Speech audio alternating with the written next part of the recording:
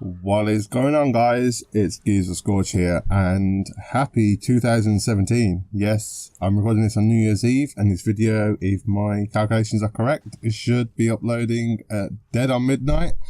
So, it's 2017, so I'm going to talk a little bit about how my year's been, what my New Year's resolutions are going to be, and yeah, just some other small talk in between. And so yeah, a bit of a self-rambling video, but I hope you guys don't mind. A bit of Gears gameplay as well to keep you guys entertained as always. So yeah, all that coming up right after this.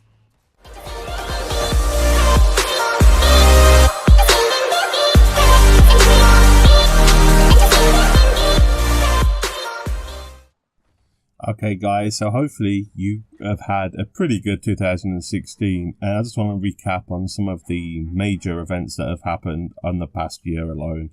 And it's been a pretty crazy year when you think about it.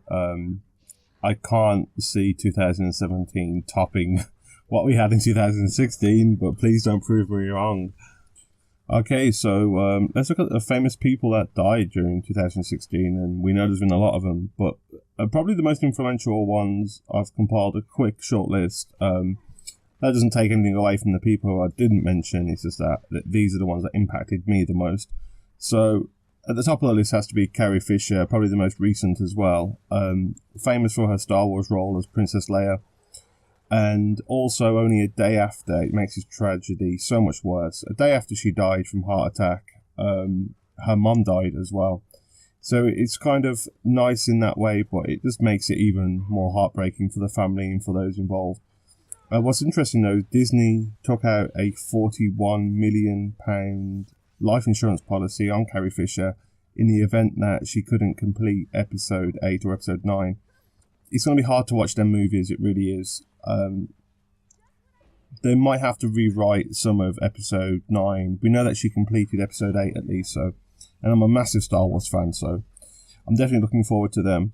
But yeah, other than her, we had George Michael, who was a musician, and he was openly gay in a time when it was so stigma and taboo.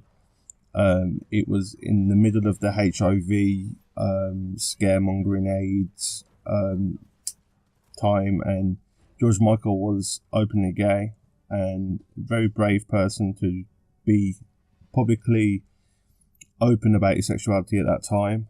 From then we have Gene Wilder from Charlie and the Chocolate Factory, and if you've seen that film, that's all that needs to be said.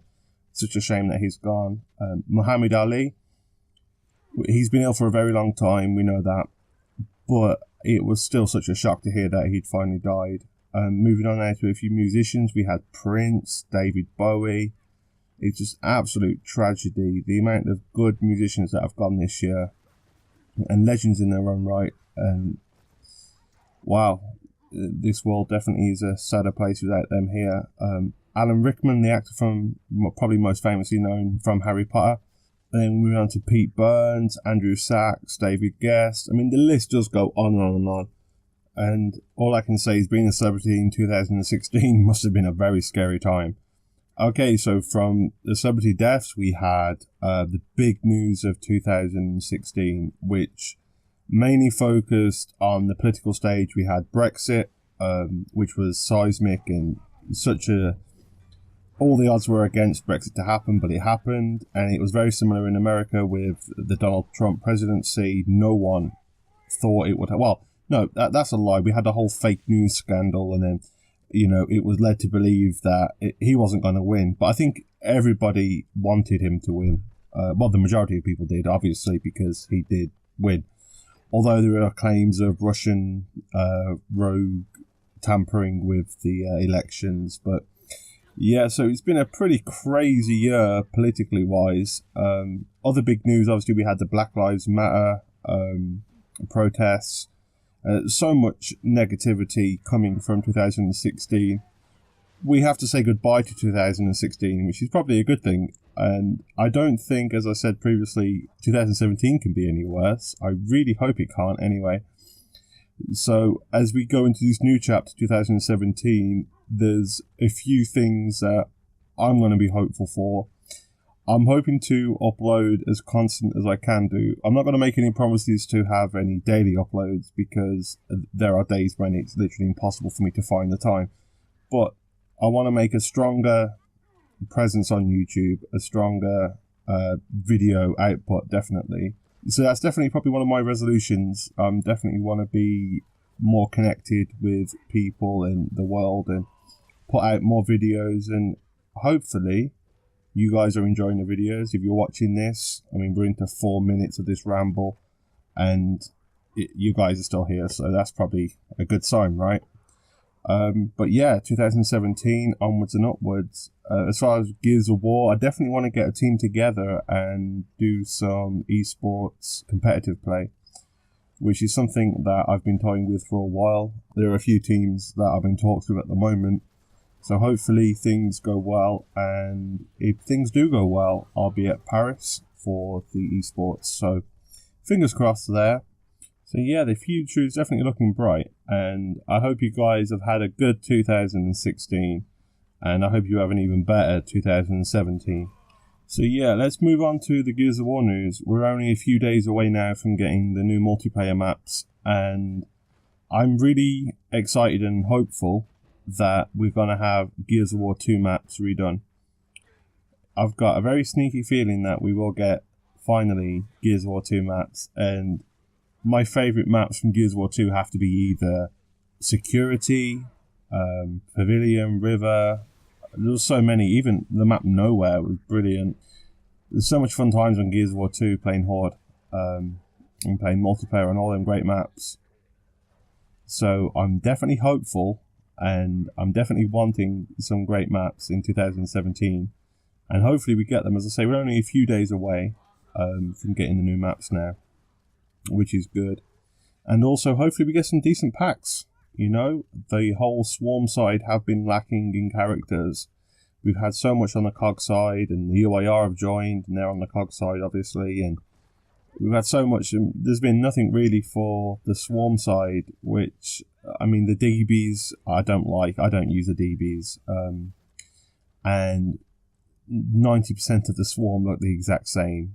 The Imago's banned from public play, so we're not really left with a great deal of options, are we? So hopefully we get maybe a Locust pack. That'd be kind of cool to see the Locust. I mean, they're rendered in game and they've got the features there, so why not use them? That'd be good to see. Some classic Locust return. Whether they want to do that or not, because obviously it is the new enemy, the Swarm. They have mutated. Spoiler alert for the campaign, but yeah, they are essentially the Locusts. Have just mutated because of Adam's machine into the Swarm. And going from the Locust, we could even have, like, I saw a fake pack of the Locust bosses, and which brings me to a really good point. We've not seen Skorge in multiplayer since 2008, since Gears of War 2, and by far he is my favourite character, hence the name Gears of Skorge. And I would absolutely love to see him return, and General Ram, Myra, hell, even put Khan in there if you want to. It'd be absolutely amazing to have like a Locust boss pack. That would just be insane. So crazy. And I'd definitely pay money for that. And hopefully also we get the esports packs back again. The only Black Steel character I managed to get was Reyna. Hopefully I want the COG to come back just for this one pack, just so I can get a few more Black Steel COG characters, and then it's all about the Swarm, baby. So hopefully, as I say, yeah, we'll get some decent packs with some really good maps, and I'm really looking forward to it. I think Gears of War 4, when it first launched, had a lot of teething problems. I think many of them have been ironed out now, and I myself was very, very critical of the way things were being handled. And although things aren't 100% right now, I think the foundation that's there is great to build upon, because we've got a near perfect game. It's definitely nowhere near perfect, but it's near perfect, you know? If you ignore the microtransactions, which is a serious issue in the game, you've got a it's consistent, I would say, probably about 80-90% of the time. You do have the moment where some things aren't quite right, or something happens that shouldn't happen.